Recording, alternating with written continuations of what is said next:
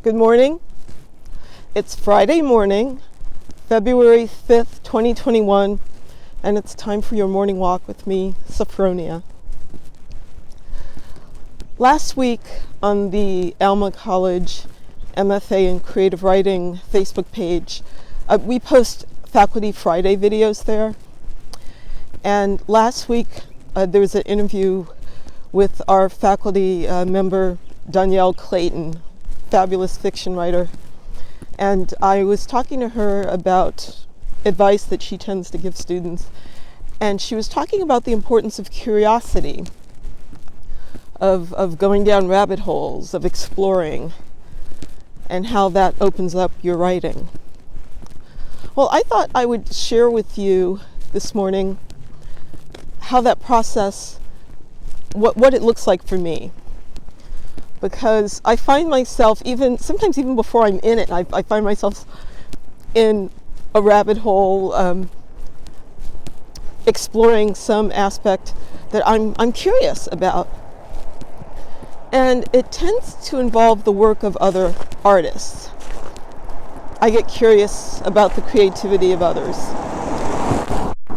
And don't be surprised, because you've already heard me mention them a couple of times this past month. I've developed this bizarre curiosity around the Bee Gees. And specifically, it's getting more specific now, Robin Gibb. And I don't know what it is. I guess I didn't know that he and his brothers had created so much.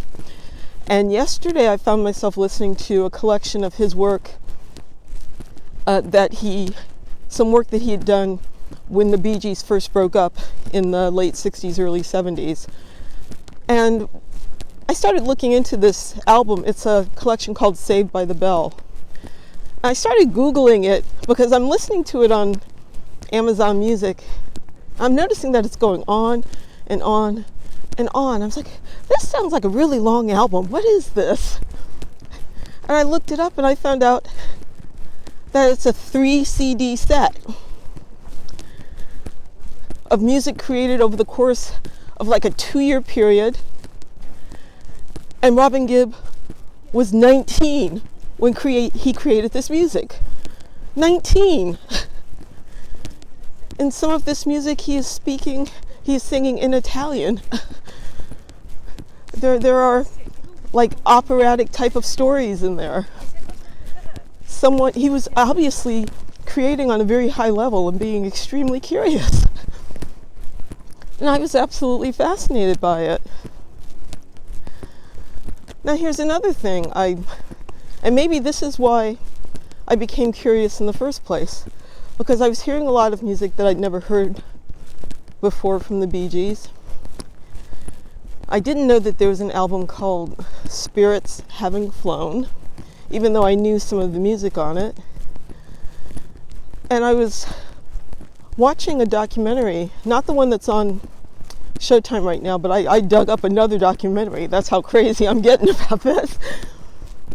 And in this documentary, there is a music journalist, and he observed that on some level there's a spiritual aspect to the Bee Gees music. And he said, I think people sense that somehow. And there's a connection there. And I was like, oh, okay. Maybe that's the thing that I've somehow felt, that there's something going on there. It's kind of frustrating because I wish I could have a conversation with Robin Gibb. He talks about his sense of God in the moments after he was in a terrible train wreck when he was young. And some of what he said are things that I've thought about too. I was like, wow. And it's interesting to see how someone takes that experience I've mentioned it before, and they turn it into creative work.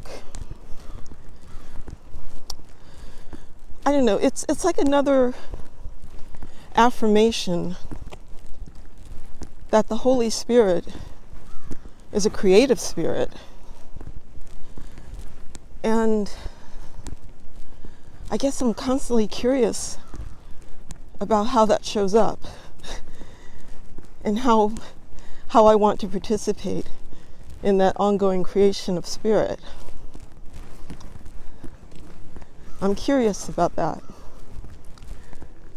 So what are you curious about?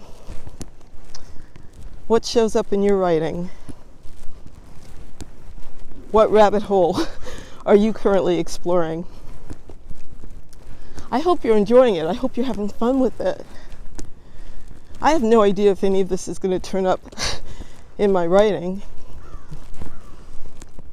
but it's making me feel really positive about the work I'm doing now. So I'm going to keep walking. You have a good weekend. I can't wait for the Super Bowl. I will talk to you again soon. Bye-bye.